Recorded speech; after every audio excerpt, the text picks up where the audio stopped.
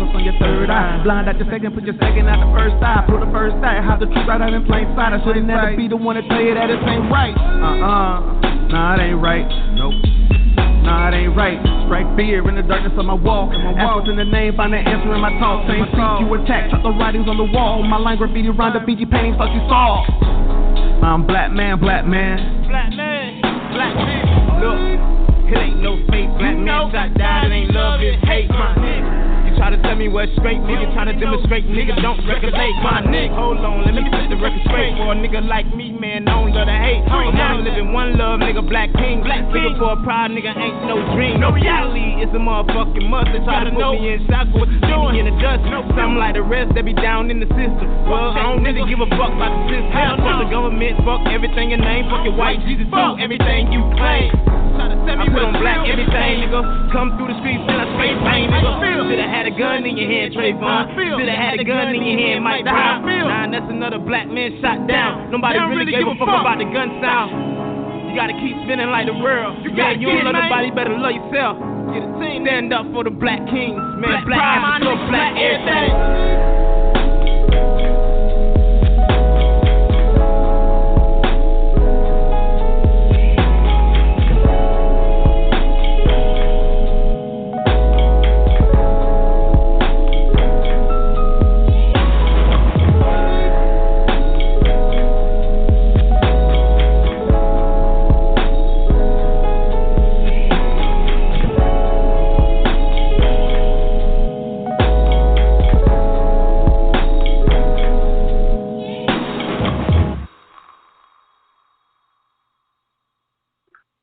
Good afternoon, everyone. Welcome to another episode of TLE Radio. I'm your host, N.H. Labduni, and today what we want to talk about is justice for Edward Foster III, who died in Homestead, Florida in July 2015 at the hands of Officer Anthony Green.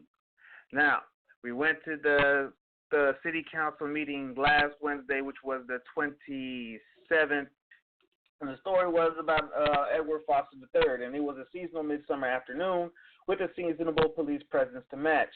On the steps of the newly constructed City Hall assembled families and friends of the people who lost their lives at the hands of Officer Anthony Green. Now, at a time when questionable policing in minority communities is trending on the national stage, Homestead Police Department is embroiled in a police controversy all its own. Now, on the afternoon of July 17, 2015, Edward Foster III was reportedly leaving M&M Meat Market when he was stopped. He went to the meat market to buy cornmeal and dog food, but what occurred next is still up for debate. According to Local 10's reporting of the incident, officers received a phone call of a 911 call of a man with a gun around Southwest 187th Avenue and Southwest 328th Street prior to 4:30 p.m. Homestead Police Department's Anthony Green was the first to arrive on the scene, and according to news reports, engaged Edward Foster III. Shots were fired, and in the exchange, Foster was hit and airlifted to Kendall Regional Medical Center, where he was pronounced dead. Multiple witnesses were reported as stating that Green rolled up on Foster in his police vehicle and hopped out and shot the father of six. One witness, Tanera Collins, stated, "You can see him fall. I don't know if he had a gun or not, but he wasn't running. He was already on his knees." Now, the Miami Herald paints a different picture of the events in question. Per the Herald, Anthony Green feared for his life when he shot and killed Anthony Foster from inside his vehicle that fateful afternoon. Foster's sister Crystal said that her brother was not a threat and was on his knees complying with the officer's demands, although she was not in attendance. There were lots of witnesses. Just wait and see. The video will come out, she said. Now, 9mm was reportedly found next to Foster's body, but none of the witnesses corroborated a gun narrative. As is customary in reporting police-involved shootings, mainstream news conveniently skew public opinion by bringing up Green's accomplishments in contrast to Foster's checkered past. Conveniently, current policies and procedures in place allow for the 911 call to remain under wraps. Convenient is the lack of accountability under an Obama administration that is touting transparency. Conveniently, today, all that convenience was inconvenienced by the shouts, "Justice for Edward Foster," and "No justice, no peace." Bubbling over was the tensions of a hard-fought year with police and city government over the death of Foster. In February, Mayor Jeff Porter and another chair walked out on the family while they were demanding answers. They later issued a formal apology to the family. This round, however, the mayor and staff were ready for them. Now, under heavy police presence in the lobby, in order to address the council and be acknowledged, it was required for everyone to first sign a list asking for name and address. That was the only way that comments would be received from the floor by the council. Unbeknownst to many, the council had an undisclosed cutoff, so not all who signed the list were able to comment. Now, to prepare even further, the council restricted everyone's comments to 3 minutes apiece with a large screen reminder ticking off each second. At the end of the 3 minutes, a buzzer would ring signifying that the speaker's time has expired, and it was up to the council's discretion whether or not to address the speaker's comments or move on to the next speaker, which happened frequently on subjects that made the council bristle. At a security check-in point, a decorum policy stack listing 11 rules of decorum for all city council meetings was piled on the table. Number 1 stated to address the mayor, in order to address the mayor, a comment card had to be filled out.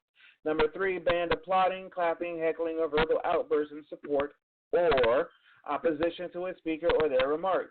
Number 4 banned signs and placards in the council chambers. Number 7 restricted people from standing in or on the aisles or the dais. These rules were broken several times by several parties, but in their responses to the rule breakers, one would have to be blind to not see who the decorum policy was really drafted for. Same as that school, that Kentucky school that has the natural hair ban. It's plain to see who that policy was really drafted for. Now, in scripted fashion, the Beastly Processional began with the Officer of the Month presentations. Officer Buchanan and another officer were dubbed Officer of the Month for April and May, respectively. Mayor Jeff Porter heaped on more accolades while awarding 2 additional certificates to the other 2 officers. The love and support for the police was evident, with even Councilman Ross stating that he had their backs no matter what. Clearly a biased statement when our politicians should not be in bed with law enforcement. It negates the checks and balances in place, leaving public officials susceptible to temptation and corruption. After the award ceremony, on the agenda was the call to order or the roll call and the public comments, followed by a host of resolutions or tabs, which they refer to as. After trudging through the call to order, the invocation, and the roll call, Mayor Jeff Porter interjected by requesting to move several tabs ahead of the public comments. One tab was a legacy gift by the Orange Bowl Committee to redo Harris Field and give it a new name. The other was a multifaceted resolution converting the old bowling alley into a car dealership. Come and go, the resolutions went as the time drew near for the public comments. Cameramen from Channel 7 and 10 repositioned themselves in mild anticipation. The time for the public comments finally arrived. Mayor Jeff Porter pulled out the list and began to name them one by one to speak. Now, the first fellow speakers addressed the financial woes of the Homestead's fledgling football team, the Homestead Knights. At one point, a group of Homestead soccer team, a group of young boys clad in uniform were asked to stand as a visual aid for the plight of the program. Then, one by one, victims of Anthony Green's aggression took to the podium. Foster's mother spoke out for the first time since her son's death, addressing the mayor, city manager, and police chief. She emphatically demanded answers and reminded everyone of the current police climate and how stories are coming out all around the country of officer misconduct and institutionalized racism within our police departments. She was soon corralled by the sergeant at arms, Sergeant Wright, but not before rattling off that all lives matter, but not equally. Now, photography is not a crime correspondent. Eric James McDonough took to the podium and swiftly and concisely listed off infraction after infraction by Police Chief Roll and company, while also bullet pointing nepotism within the police department and entrenched corruption within the city government. In closing, McDonough addressed Councilman Elvis Maldonado over comments made by the councilman to others about him outside of his presence. At this point, Sergeant White confronted McDonough and proceeded to usher him out of the building. Military vet Matthew Oakey stepped up to the podium and nonchalantly, with no prepared remarks, donated more than just 2 cents to an impoverished city council. With careful misdirection, Oakey stood in favor of the Homestead Knights, stood in favor of a soccer field, and stood in favor of body cams for police officers. He reminded the council of their position and who, in fact, placed them there. He reminded the council of their duties under the law. His rousing speech drew a large applause, as well as a response from Sergeant Wright. Crystal Foster, fed up with the lack of response from police and city government, approached the podium and let it all hang out. She called out Mayor Porter and his smugness during the speaker's presentation when it was critical of the department. She demanded his attention and focus while she was speaking, while he continued to look away just ever so slightly, glancing in her direction. Foster fiercely reminded the council of their comments and lack of action. She reminded the council how uncooperative the police department has been in releasing information in regards to the investigation and on Officer Anthony Green. She reminded the council that black lives do matter, including her brother's, who was not a dog but a human being. She reminded the council of the 20-minute spiel given to them by the city manager of Anthony Green's police record and how they are only being allotted 3 minutes for grievances. City council had no remarks or comments after either of those critical speakers, instead preferring to move on to the next speaker. Now the brother of Jason Williams, another black man killed by Officer Anthony Green, spoke out and let out her pain and suffering. She described how traumatized the children were, including the boys. She described the need for therapy for the children and the fear of law enforcement righteously placed on the children. Mr. Wamble, a coach and teacher at Homestead Senior High School, stood up and spoke on the necessity for body cams.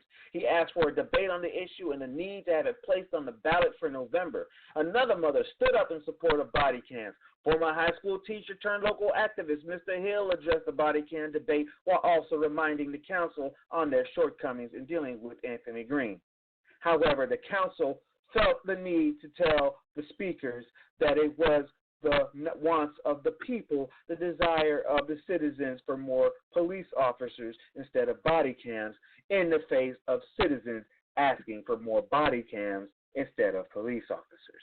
Now, in oppressive fashion, the grievances were sandwiched between police accolades as once again city officials and law enforcement lauded mounting praise on Green, Police Chief Roll, and the rest of the command staff after Andrina Foster stormed out, unable to exercise her First Amendment right to address the mayor.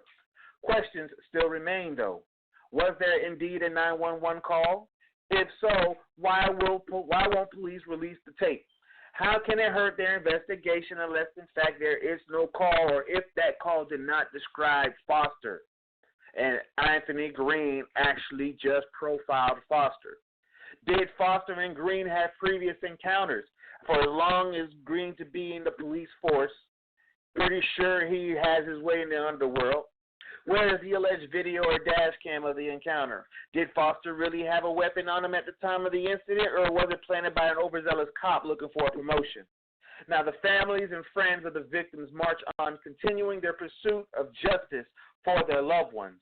One thing remains, though. The black and brown community of Homestead, Florida, wants to see Officer Anthony Green off the streets, at least until the investigations into all of his murders have been closed. State of Florida versus George Zimmerman. Verdict: we, the jury, find George Zimmerman not guilty. That's not right. That's not how this world is supposed to be. God said stand up for what's right. No type of stuff. Every day I pray that the Lord save me. Every day I pray that the streets don't take me. Every day I pray, I'm just trying to make it. Every day I pray, every day I pray, every day I pray that the Lord save me. Every day I pray that the streets don't take me. Every day I pray, I'm just trying to make it. Every day I pray, every day I pray, every day I pray that the Lord save me. Every day I pray that the streets don't take me. Every day I pray, I'm just trying to make it. Every day I pray, every day I pray, every day I From black and proud to black and mild, say just another nigga, but I ain't backing down. I keep my head up. These type of talk hungry, leave them fed up. Too many mouths to feed, too many lives to deceive. I heard the preacher talk down on vanity. Got to sweat the words out like insanity. Got a black man in the White House, so the rules great. It's a new case, maybe you pray. It's a new day, still the same niggas, but the rules ain't changed. Another white tee with another nigga name. Poor little nigga homie lost to the game. It'll be okay, hold the knife fast cause they pray. Choose the knife pass and you play. Rocking the pain and you chase. Killing a nigga a business, so watch when I say.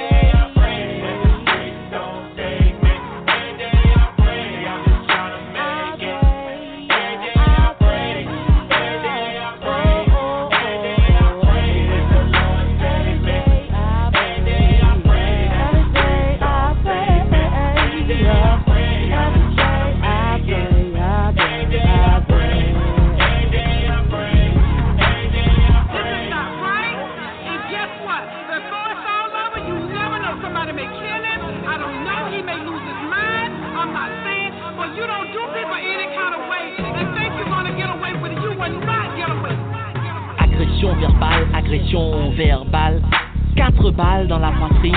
Le poids est trop lourd pour la mère de la victime. Une vie qui se décime, des pleurs, des sanglots, des cris, pas de mots. Une noire abattue par un blanc, le verdict on le connaît noir sur blanc. Devrais-je dire blanc sur noir? Pas de témoin, ça s'est passé dans le noir. On a entendu des cris puis une dispute, monsieur l'agent. On pensait que c'était encore une de ces putes. On s'est dit 2 tourtereaux qui aujourd'hui se tournent dos. Moi je n'ai rien vu ni entendu. D'ailleurs, je n'ai pas de fenêtre qui donne sur la rue. Monsieur l'agent, moi je suis un peu sourd, un malentendant. J'ai vite pensé à un malentendu. Encore une triste nuit en Floride. Famille consternée, yeux humides. L'histoire ressemble à celle de Zimmerman face à Trayvon Martin. Mais cette fois, c'est Georges qui a tué Martin. Légitime défense, légitime défense. On ira fouiller jusque dans son enfance pour justifier la sentence. La défense a quitté la cour, attristé. Même si le peuple se rebelle, les histoires pareilles continueront de plus belle. Alors, rest in peace, Trayvon Martin et autres martyrs. Le rêve du pasteur King a encore tourné au cauchemar. Mais on y croit toujours, on ne lâche pas.